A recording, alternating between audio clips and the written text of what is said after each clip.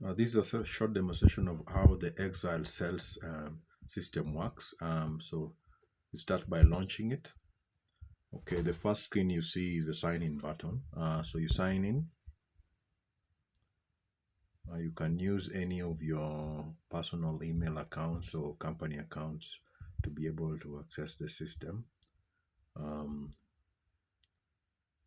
Let's wait for it to launch. Okay, at this point, we have one that I already logged with in initially. So you will get a prompt on the sign-in process. Once that happens, it means you've successfully signed in, and the processes for initiating the configurations happen in the background. And so far now it shows that you already signed in. You'll have noticed that right at the top there's a message just indicating that you're getting the systems ready. But then as long as you see this, either once you see the profile selectors available down here, it means at least you can be able to log into the system without necessarily waiting for it to be fully synchronized. So here I have two profiles. I have one profile which is shopper and the other one which is salesperson. So for shopper profile, as a first time user, if you log in with it, you will be able to start using the system immediately.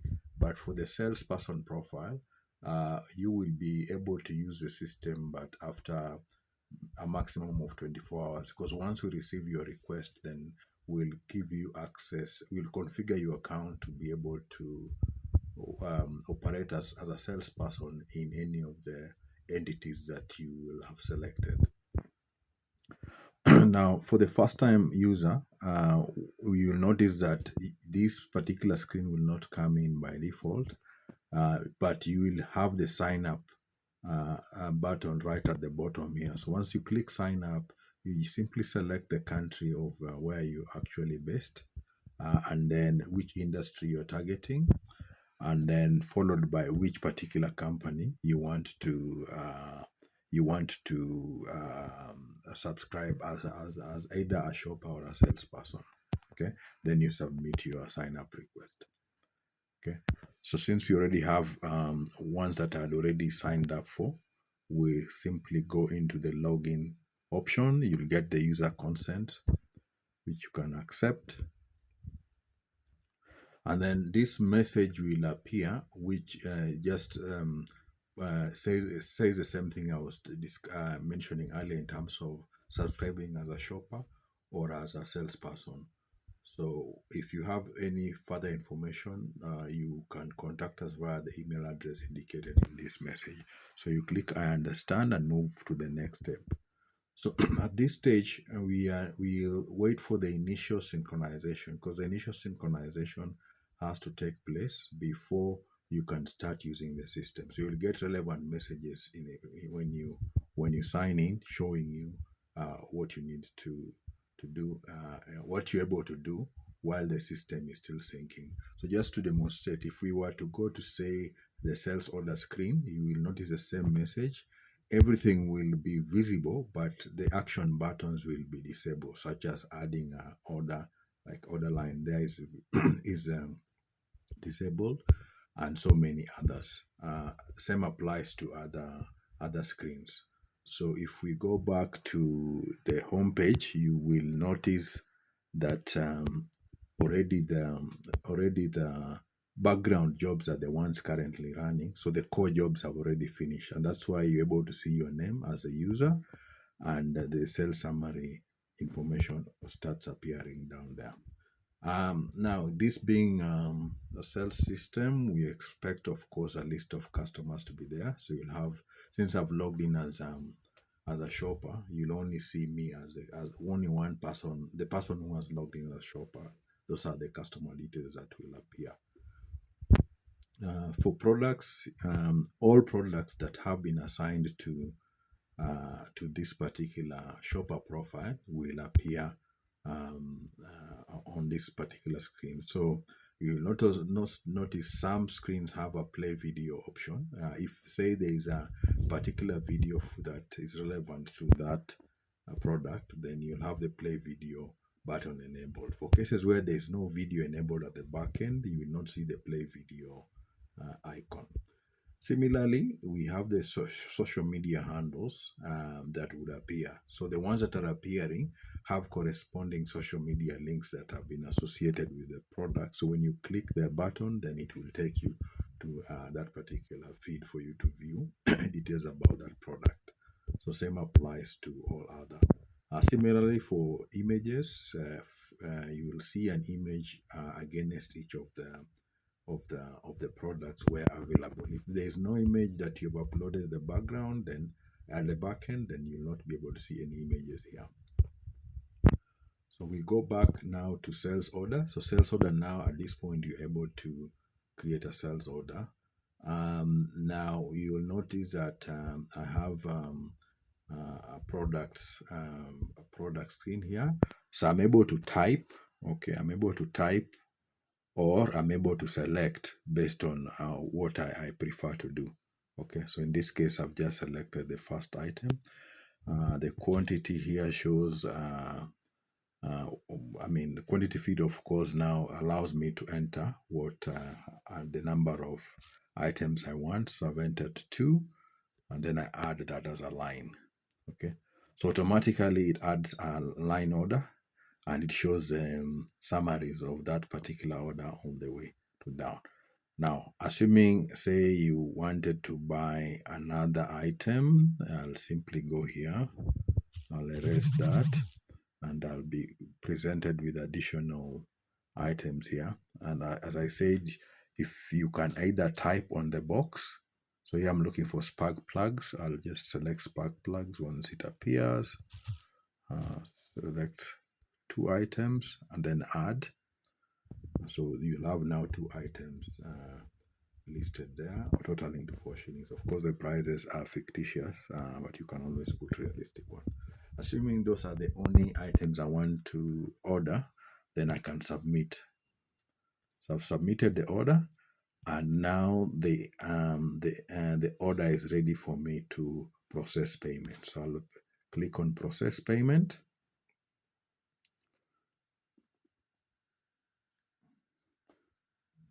Okay, so here I have to select a payment method, sorry. So assuming they have mobile money, and I want to select my number there, and I'm saying I want to pay via M-Pesa. So their payment amount is there for 4 shillings. So I'll do process payment. Then I should be prompted from my mobile money provider with the STK push prompt. So here it's still attempting process.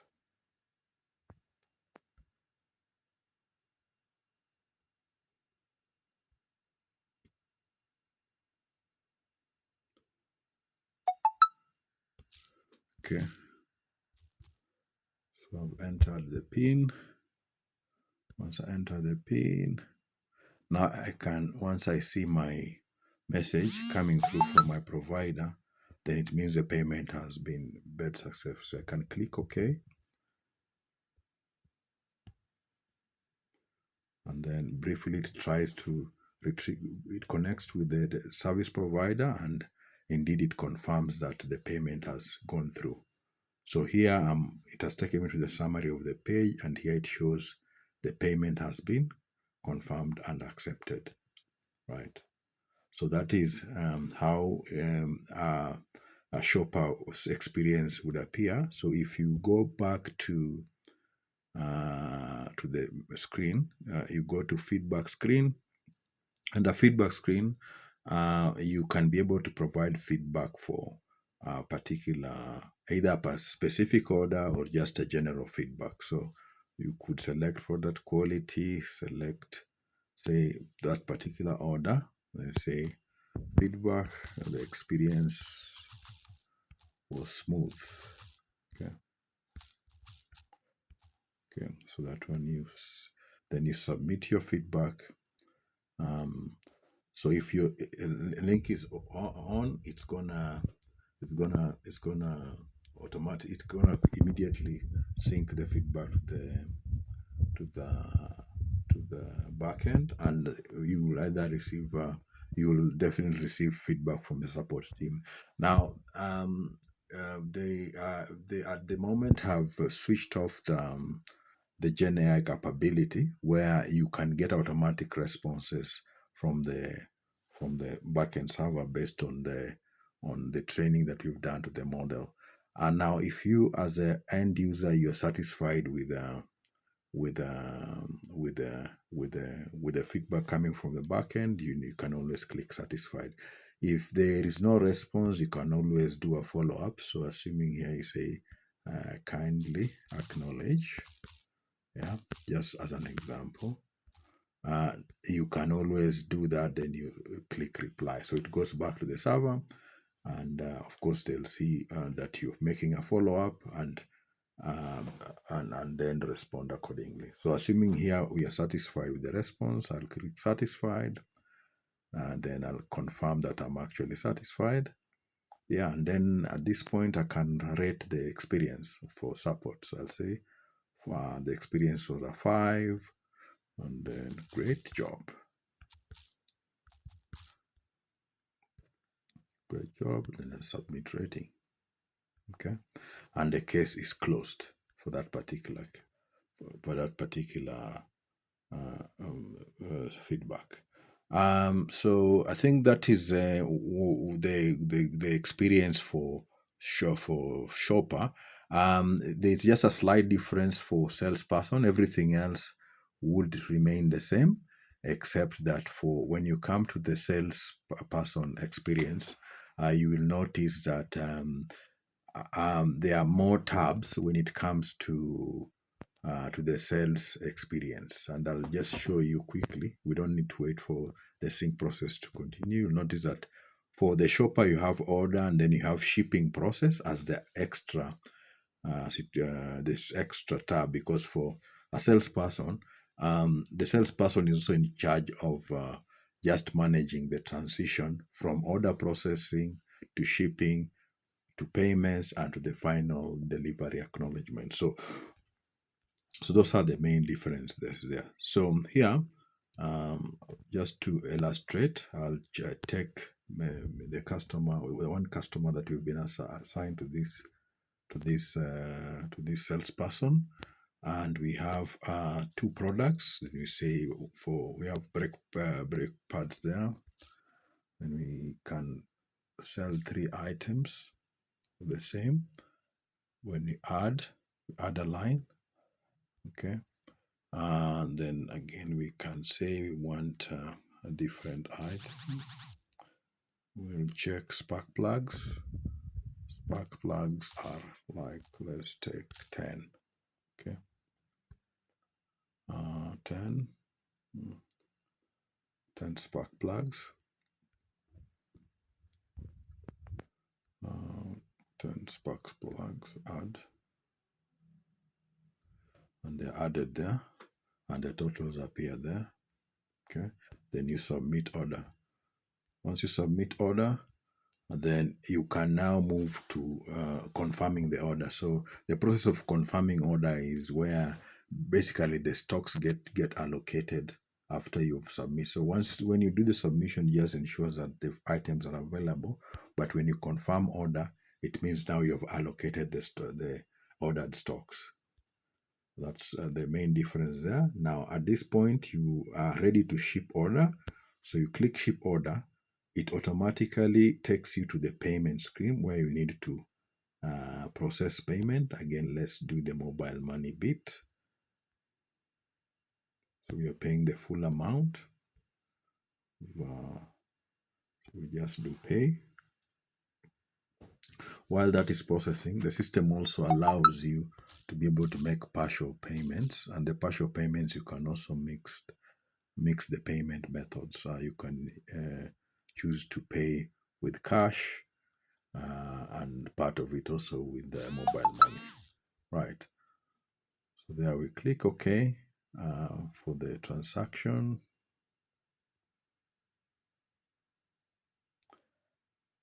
Yeah. So in certain cases, you will find that you get the transaction hasn't fully completed. Either there are delays from the backend, from the provider. So you will see a message consistent to this. No confirmation details returned. So what usually happen is we have facility at the backend where you are able to complete the transaction by probing the service provider. And once that is done at the backend, the next synchronization process will download those particular the payments that have been done. So that's basically a short preview of how these orders are usually processed. Okay. I think that brings us to the end of the short video. For more information, please contact us on our website, and we'll provide additional demo on the backend as well as front end. Thank you.